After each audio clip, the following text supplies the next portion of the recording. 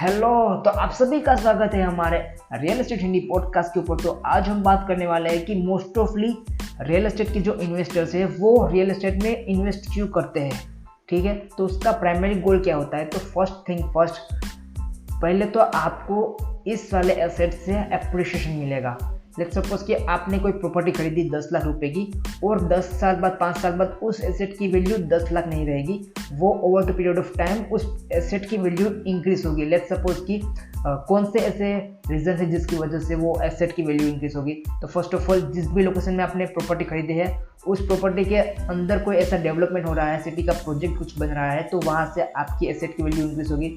दूसरा कि इकोनॉमी की ग्रोथ होगी। लेट्स सपोज कि हमारे इंडिया की ग्रोथ हो रही है तो भी हमारे एसेट की वैल्यू ग्रो होगी।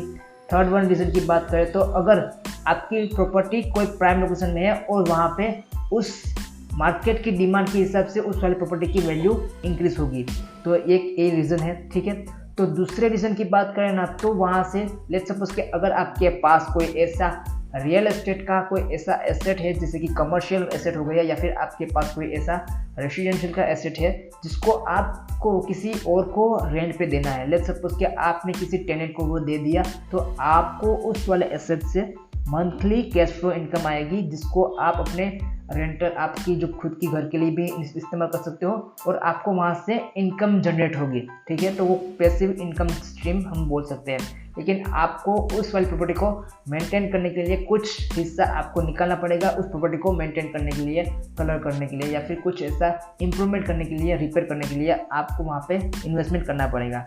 तीसरे रीज़न की बात करें ना, तो तीसरा रीज़न कि आप अपने इन्वेस्टमेंट को डाइवर्सिफिकेशन कर सकते हो। लेट्स सपोज कि आप रियल एस्टेट के बिजनेस की बात करें ना, तो आप एक ही जगह पे अपना इन्वेस्टमेंट नहीं करोगे।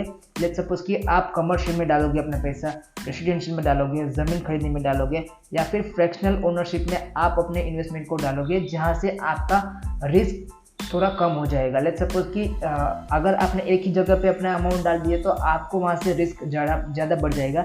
लेकिन आपने अलग अलग सेट में इन्वेस्टमेंट किया है, तो अलग अलग इन्वेस्टमेंट से आप अपना रिस्क को मिटिगेशन, मतलब कि रिस्क को रिड्यूस कर सकते हो। तो ये भी हमारे पास एक एडवांटेज है। चौथे रीज़न की बात करें ना, तो आप खुद के पर्सनल यूज़ के लिए भी उसका इस्तेमाल कर सकते हो। लेट्स सपोज कि आपने अपने कुछ घर को खरीदा और आप खुद भी उसमें रह सकते हो, या फिर एक ऐसी प्रॉपर्टी आपने खरीदी जो कुछ ऐसे प्राइम लोकेशन में है जहाँ पे आप उस वाली प्रॉपर्टी को वेकेशन के लिए यूज़ कर सकते हो, जैसे कि गोवा, मनाली, वहाँ पे आपने प्रॉपर्टी के लिए और वहाँ पे आप वेकेशंस के लिए इस वाली प्रॉपर्टी को यूज़ कर सकते हो। पांचवें रीज़न की बात करें ना, तो बिजनेस पर्पज़ के लिए, जैसे कि बड़ी बड़ी जो बिजनेस कंपनीज होती है जैसे एप्पल, अमेजोन, और जैसे कि बड़े बड़ी महिंद्रा हो गई, वो क्या करेगी, ये वाली कंपनीज कुछ ऐसे ऑफिस स्पेसिस या फिर ऐसा मैन्युफैक्चरिंग यूनिट्स को एस्टेब्लिश करने के लिए, या फिर अपने रिटेल आउटलेट को क्रिएट करने के लिए आपकी प्रॉपर्टी वहाँ पे ज़रूरत होगी। तो जैसे कि बड़ी बड़ी कंपनी अभी इंडिया में आ रही है, तो आपकी जो एसेट है, अगर आपके पास कोई एसेट है तो वो आपका एसेट का इंक्रीमेंट होगा। ठीक है, और लास्ट स्टेज की बात करें ना, तो टैक्स बेनिफिट। तो रियल एस्टेट में अगर आप कोई प्रॉपर्टी को एक्वायर करते हो तो आपको टैक्स के बहुत सारे ऐसे एडवांटेजेस हैं। लेट्स सपोज कि deduction for the mortgage interest, property tax में आपको टैक्स बेनिफिट मिलेगा।